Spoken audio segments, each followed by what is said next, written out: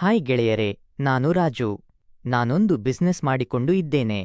ನನ್ನ ಮನೆಯಲ್ಲಿ ಇಬ್ಬರು ಇದ್ದು, ನಮ್ಮ ಮನೆಯ ಕೆಳಮನೆಯಲ್ಲಿಯೇ ನಮ್ಮ ಅಣ್ಣನ ಮನೆಯಿದೆ. ಅಣ್ಣ ಎಂದರೆ ಅವರು ನನ್ನ ದೊಡ್ಡಪ್ಪನ ಮಗ. ನಾವು ಸುಮಾರು 3 ವರ್ಷಗಳಿಂದ ಜೊತೆಯಾಗಿದ್ದೇವೆ.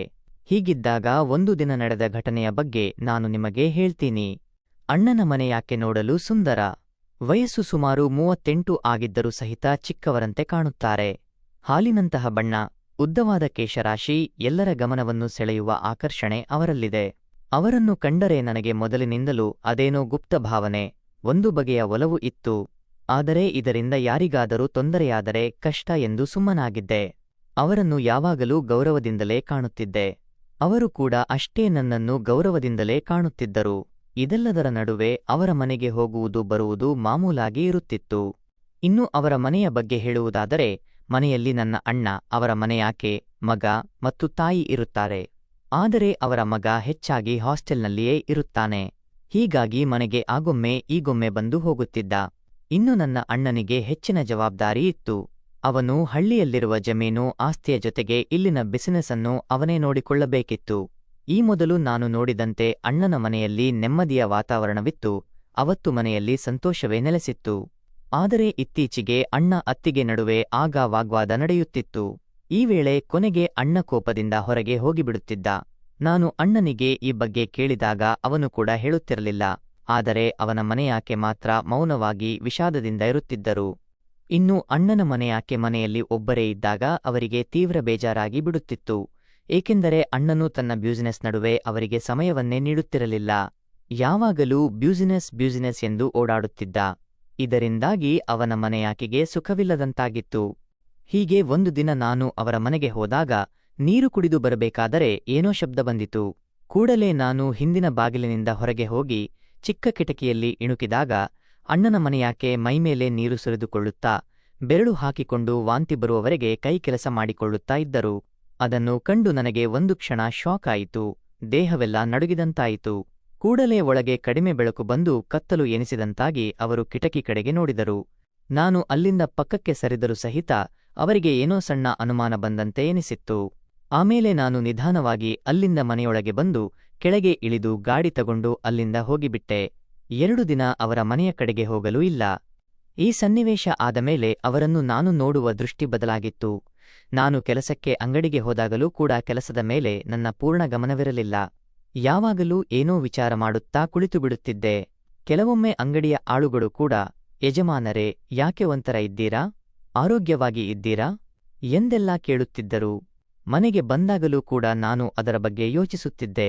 ಮನೆಯಲ್ಲಿಯೂ ಕೂಡ ಯಾಕೆ ಇತ್ತೀಚೆಗೆ ಒಂಥರ ಇರುತ್ತೀರಾ, ಅಂಗಡಿಯಲ್ಲಿ ಏನಾದರೂ ಸಮಸ್ಯೆ ಆಗಿದೆಯಾ, ಏನಾದರೂ ಹಣದ ಸಮಸ್ಯೆ ಆಗಿದ್ದರೆ ಹೇಳಿ ಎಂದೆಲ್ಲ ನಮ್ಮ ಮನೆಯಲ್ಲಿ ಕೇಳುತ್ತಿದ್ದರು. ಆದರೆ ನನಗೆ ಮನಸ್ಸಿನಲ್ಲಿ ನಾನು ನೋಡಿದ್ದರ ಬಗ್ಗೆ ಸದಾಕಾಲ ಕಾಡುವ ಯೋಚನೆ ಬರುತ್ತಿತ್ತು. ಹೀಗೆ 1 ವಾರ ನಾನು ಅದರ ಬಗ್ಗೆ ಯೋಚಿಸಿ ಕೊನೆಗೆ ಒಂದು ದಿನ ನಿರ್ಧಾರ ಮಾಡಿದೆ. ಅದರಂತೆ ಒಂದು ದಿನ ನಾನು ಕೆಳಗೆ ಇಳಿದು ಹೋಗುವಾಗ ಅವರು ಹೊರಗೆ ನಿಂತಿದ್ದರು. ಆಗ ನಾನು, ಕಾಫಿ ತಿಂಡಿ ಆಯ್ತಾ, ಅಡುಗೆ ಕೆಲಸ ಮುಗಿತಾ ಎಂದೆಲ್ಲ ಕೇಳಿದಾಗ ಅವರು ಅದಕ್ಕೆ ಹೂ ಆಯಿತು ಅಂದರು. ಆಮೇಲೆ ನಾನು, ಮನೆಯಲ್ಲಿ ಯಾರೂ ಇಲ್ಲದ ಹಾಗೆ ಅನಿಸುತ್ತದೆ ಎಂದು ಕೇಳಿದೆ. ಆಗ ಅವರು, ಕೆಲಸದ ಮೇಲೆ ಹೊರಗೆ ಹೋಗಿದ್ದಾರೆ, ಇವಾಗ ಬರ್ತಾರೆ ಎಂದು ಹೇಳಿದರು. ಆಮೇಲೆ ನಾನು, ಹಾಗಾದರೆ ನಿಮ್ಮ ಕೆಲಸ ಸಲಿಸಾಯಿತು ನೋಡಿ ಎಂದು ಹೇಳಿದಾಗ ಅವರು, ಕೆಲಸ ಮಾಡಲೇಬೇಕಲ್ಲ ಎಂದರು. ಆಗ ನಾನು, ಮನೆ ಕೆಲಸವಲ್ಲ, ಬೇರೆ ಕೆಲಸ, ನಿಮ್ಮ ಸ್ವಂತ ಕೆಲಸ ಎಂದು ಹೇಳಿದಾಗ ಅವರು ಒಂದು ಕ್ಷಣಕ್ಕೆ ಗಾಬರಿಯಾಗಿ ಮುಖ ಕೆಂಪಾಗಿ ಬಿಟ್ಟರು. ಆಮೇಲೆ ನಾನು, ನಿಮ್ಮ ಕೆಲಸ ನನಗೆ ಗೊತ್ತಿಲ್ವಾ ಎಂದಾಗ ಅವರು ಇನ್ನೂ ಗಾಬರಿಯಾದರು. ಆಮೇಲೆ ನಾನು ಅಲ್ಲಿಂದ ಹೊರಟು ಕಿರಾಣಿ ಅಂಗಡಿಗೆ ಹೊರಟುಬಿಟ್ಟೆ. ಅಂಗಡಿಯಲ್ಲಿ ಕೆಲ ಸಾಮಾನುಗಳು ಕಡಿಮೆ ಇದ್ದ ಕಾರಣ ನಾನು ಹೋಲ್ಸೇಲ್ ಅಂಗಡಿಗೆ ಹೋಗಿ ಕಿರಾಣಿಯನ್ನು ತಂದಿದ್ದೆ. ಅಲ್ಲದೆ ಆ ಅಂಗಡಿಯವನ ಜೊತೆಗೆ ಹಣಕಾಸಿನ ವ್ಯವಹಾರವನ್ನೂ ಮಾಡಿದೆ. ಆ ದಿನ ಅಂಗಡಿಯಲ್ಲಿ ಕೆಲಸ ಮಾಡಿ ಮತ್ತೆ ಮನೆಗೆ ಬಂದು ಮರುದಿನ ರೆಡಿಯಾಗಿ ಅಂಗಡಿಗೆ ಹೊರಟಿದ್ದೆ. ಅವಾಗ ಅವರು, ಮೊನ್ನೆ ಏನೋ ಕೆಲಸ ಎನ್ನುತ್ತಾ ಇದ್ದೀರಿ, ಏನು ಕೆಲಸ ಎಂದು ಒಂದು ನಾಟಕ ಮಾಡುತ್ತಾ ಮಾತನಾಡತೊಡಗಿದರು. ಆಗ ನಾನು ದೃಢ ನಿರ್ಧಾರದಿಂದ ಮುಚ್ಚಿಕೊಂಡರೆ ಪ್ರಯೋಜನ ಇಲ್ಲ, ನಾನು ಅವತ್ತು ಎಲ್ಲವನ್ನೂ ನೋಡಿದ್ದೇನೆ ಎಂದು ಎಲ್ಲವನ್ನೂ ವಿವರಿಸಿದಾಗ ಅವರು ಒಂದು ಕ್ಷಣಕ್ಕೆ ಮುಖಮಂಕಾಗಿ, ದಯವಿಟ್ಟು ಯಾರಿಗೂ ಹೇಳಬೇಡಿ ಪ್ಲೀಸ್ ಅಂತ ಕೇಳಿಕೊಂಡು, ಹೌದು, ಏನು ನೋಡಿದ್ರಿ ಎಂದರು. ಆಗ ನಾನು, ನನಗೆ ಕದ್ದು ಮುಚ್ಚಿ ಮಾತಾಡಲು ಇಷ್ಟವಿಲ್ಲ, ನೇರವಾಗಿ ಹೇಳ್ತೀನಿ, ನಾನು ಅವತ್ತು ಎಲ್ಲ ನೋಡಿದ್ದೇನೆ. ಅವತ್ತಿನಿಂದ ನನ್ನ ಮನಸ್ಸು ನನ್ನ ಮಾತು ಕೇಳುತ್ತಿಲ್ಲ ಎಂದು ಹೇಳಿದೆ. ಆಗ ಅವರು ಆತ್ಮರಕ್ಷಣೆಯ ಧ್ವನಿಯಲ್ಲಿ ನಾನೇನು ಅಷ್ಟು ಸುಲಭವಾಗಿ ನಿಮ್ಮ ಮಾತನ್ನು ಒಪ್ಪುವುದಿಲ್ಲ ಎಂದರು.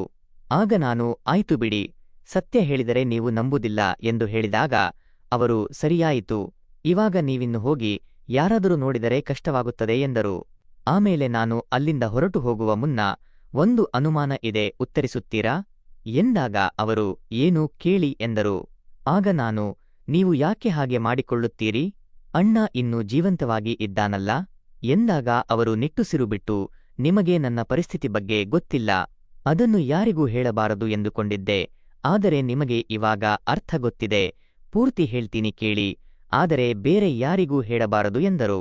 ಆಮೇಲೆ ಅವರು ನಿಮಗೆ ಗೊತ್ತಿರುವ ಹಾಗೆ ನನ್ನ ಗಂಡ ಯಾವಾಗಲೂ ಬಿಸಿನೆಸ್ನಲ್ಲಿ ಇರ್ತಾರೆ, ಇತ್ತೀಚೆಗೆ ಅವರಿಗೆ ಆರೋಗ್ಯ ಸಮಸ್ಯೆ ಕೂಡ ಆಗಿದೆ, ಇದರಿಂದ ಸರಿಯಾಗಿ ಏನು ನಡೆಯುತ್ತಿಲ್ಲ, ಹಾಗಾಗಿ ಕೆಲವೊಮ್ಮೆ ನಾನು ಹಾಗೆ ಮಾಡುತ್ತಿದ್ದೇನೆ ಎಂದರು. ಆಗ ನಾನು ನೀವೇನಾದರೂ ನಮ್ಮ ಮನೆಯಾಕೆ ಆಗಿದ್ದರೆ ಎಂದು ಹೇಳಿದಾಗ ಅವರು ನನ್ನನ್ನು ಸಿಟ್ಟಿನಿಂದ ನೋಡಿ ಅಲ್ಲಿಂದ ಹೊರಟು ಹೋದರು. ಹೀಗೆ ನಾವಿಬ್ಬರೂ ಪ್ರತಿದಿನ ಅದು ಇದು ಎಂದು ಮಾತನಾಡುತ್ತಾ ಹತ್ತಿರವಾದೆವು. ಸಿಕ್ಕಾಗಲೆಲ್ಲ ತಿಂಡಿ ಊಟ ಜೊತೆಗೆ ಅವಾಗೊಮ್ಮೆ ಇವಾಗೊಮ್ಮೆ ಆ ಥರ ಮಾತುಗಳನ್ನೆಲ್ಲ ಆಡುತ್ತಿದ್ದೆವು. ಇನ್ನು ನಾನು ಮನೆಯಲ್ಲಿ ಒಬ್ಬನೇ ಇದ್ದಾಗ ಅವರ ಬಗ್ಗೆ ತೀವ್ರವಾಗಿ ಯೋಚಿಸಲು ಶುರು ಮಾಡಿದೆ. ಅವರ ಬಗ್ಗೆ ಪ್ರಬಲವಾದ ಒಲವು ಮೂಡಲು ಪ್ರಾರಂಭಿಸಿತು. ಅವರು ಕೂಡ ಕೆಲವೊಮ್ಮೆ ನನ್ನನ್ನು ಹಾಗೆಯೇ ನೋಡುತ್ತಿದ್ದರು. ಮನೆಯಲ್ಲಿ ಅಣ್ಣನು ಇದ್ದಾಗ ಮನೆಗೆ ಹೋಗುತ್ತಿದ್ದರಿಂದ ನನಗೆ ಯಾವುದೇ ತೊಂದರೆ ಇರುತ್ತಿರಲಿಲ್ಲ. ಹೀಗೆ ಕೆಲವೊಮ್ಮೆ ಯಾರಿಲ್ಲದ ಹೊತ್ತಿನಲ್ಲಿ ಹೋದಾಗ ಸಹಿತ ನಾನು ನೀರು ಪಡೆಯುವಾಗ ಅವರ ಕೈಯನ್ನು ಬೇಕಂತಲೇ ಮುಟ್ಟುತ್ತಿದ್ದೆ. ಹೀಗೆ 3-4 ತಿಂಗಳು ಆದ ಬಳಿಕ ಒಂದು ದಿನ ಅಣ್ಣ, ಅಮ್ಮ, ಅಣ್ಣನ ಮಗ ಮತ್ತು ಅಣ್ಣನ ಮನೆಯಾಕೆ ಸಂಬಂಧಿಕರ ಮನೆಗೆ ಶುಭ ಕಾರ್ಯಕ್ಕೆ ಹೋಗಿದ್ದರು. ಹೀಗೆ ಹೋದಾಗ ಅಣ್ಣ ಮತ್ತು ಅವನ ಮನೆಯಾಕೆ ಮಾತ್ರ ವಾಪಸ್ಸು ಬಂದರು. ಅದೇ ದಿನ ಅಣ್ಣ ಎಂದಿನಂತೆ ಕೆಲಸಕ್ಕೆ ಹೋಗಿದ್ದರು. ಹೀಗಿದ್ದಾಗ ಅವರು ನನಗ ಫೋನ್ ಮಾಡಿ ಮನೆಗೆ ಸ್ವಲ್ಪ ಕಿರಾಣಿ ವಸ್ತು ಕೊಡುವುದು ಇದೆ, ಆಟೋ ಮಾಡಿಕೊಂಡು ಹೋಗು ಎಂದರು. ನಾನು ಸರಿ ಎಂದು ಹೇಳಿದೆ. ಆಮೇಲೆ ನಾನು ಎಲ್ಲ ಕಿರಾಣಿ ವಸ್ತುಗಳನ್ನು ಪ್ಯಾಕ್ ಮಾಡಿಕೊಂಡು ಆಟೋದಲ್ಲಿ ಇಟ್ಟುಕೊಂಡು ಮನೆಗೆ ಹೋದೆ. ಆಟೋವನ್ನು ನಿಲ್ಲಿಸಿ ನೇರವಾಗಿ ನಮ್ಮ ಮನೆಗೆ ಹೋದಾಗ ಬಾಗಿಲು ಮುಚ್ಚಿಲಾಕಾಗಿತ್ತು. ಆಮೇಲೆ ನಾನು ಆಗಿದ್ದೆಲ್ಲ ಒಳ್ಳೆಯದಕ್ಕೆ ಎಂದುಕೊಳ್ಳುತ್ತಾ ನಾನು ಅವರ ಮನೆಗೆ ಹೋದೆ. ಆಗ ಮನೆಯಲ್ಲಿ ಯಾರೂ ಇಲ್ಲವಾ ಎಂದು ಕೂಗಿದೆ. ಆಗ ಅವರು ಮೃದುವಾದ ಧ್ವನಿಯಲ್ಲಿ ಏನು ವಿಷಯ, ಒಳಗೆ ಬನ್ನಿ ಎಂದು ಕೇಳಿದರು. ನಾನು ಇವಾಗ ತಾನೇ ಮಾಡಿದ್ದೇನೆ, ಕಿರಾಣಿ ತಂದಿದ್ದೇನೆ, ಹೀಗಾಗಿ ಬೇಡ, ಸ್ವಲ್ಪ ಟೀ ಮಾಡಿ ಕೊಟ್ಟರೆ ಸಾಕು ಎಂದಾಗ ಅವರು ಸರಿ ಎಂದು ಹೇಳಿದರು.